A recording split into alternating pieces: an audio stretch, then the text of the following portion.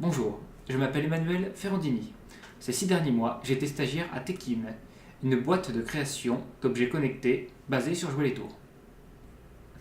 L'entreprise a pour but de créer des prototypes d'objets connectés pour des professionnels, en associant des ensembles de capteurs, en mettant en place des gateways pour lever les données et les traiter.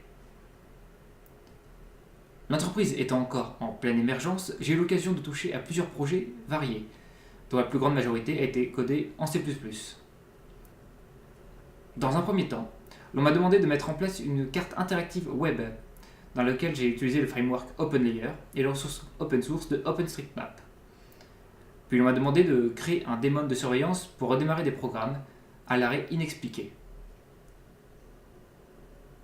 Une fois le daemon opérationnel, je l'ai amélioré pour enregistrer des logs, les connexions extérieures au système et les instabilités du réseau.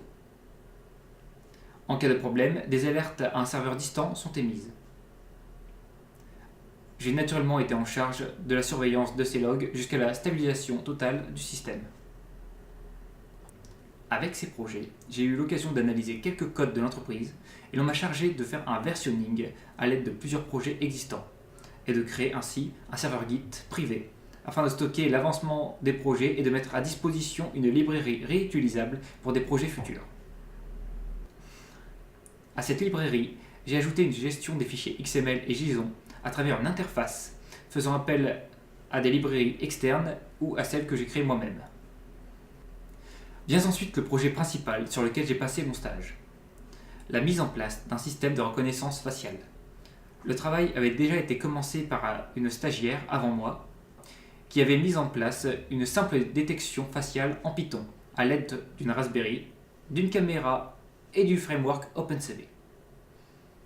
Une fois le travail initial passé en C++ pour des raisons de performance et de paramétrage, un bug du framework nous a contraints à changer d'orientation, délaissant les algorithmes d'OpenCV au profit de ceux de dlib. Pour des raisons d'optimisation, j'ai proposé de décharger la Raspberry des algorithmes de reconnaissance en créant un serveur distant qui contiendrait également la base de données des personnes enregistrées. Un wrapper Python de dlib a été utilisé pour appliquer une reconnaissance faciale simple. J'ai donc créé un logiciel de capture d'image avec la Raspberry basé sur OpenCV qui sérialise une image et l'envoie au serveur via socket.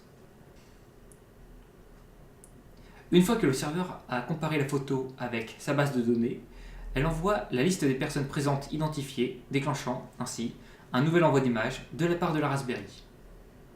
La Raspberry possède la possibilité d'enregistrer de nouveaux utilisateurs en temps réel sur un simple input du clavier et possède également des logs sur les personnes identifiées et l'heure de leur identification. Pour finir, j'ai eu à développer une IHM légère capable de diffuser des vidéos sur des Raspberry et tout autre OS Linux requérant de faibles performances pour fonctionner. J'ai donc utilisé la librairie GTK-MM pour la partie IHM. Et pour gérer l'affichage vidéo, je me suis tourné vers la libVLC en activant l'accélération matérielle afin de rendre les vidéos fluides. Voici à peu près l'ensemble des projets sur lesquels j'ai eu l'occasion de travailler chez Tekin sur ces 6 derniers mois. Ce qui m'a permis de bien solidifier ma connaissance de l'OS Linux, du fonctionnement des réseaux, du système de connexion SSH et SCP, des bases du deep learning, des bases de l'UML et bien entendu du monde du travail en tant que développeur. Merci de m'avoir accordé votre attention et merci à Tekin de m'avoir accueilli.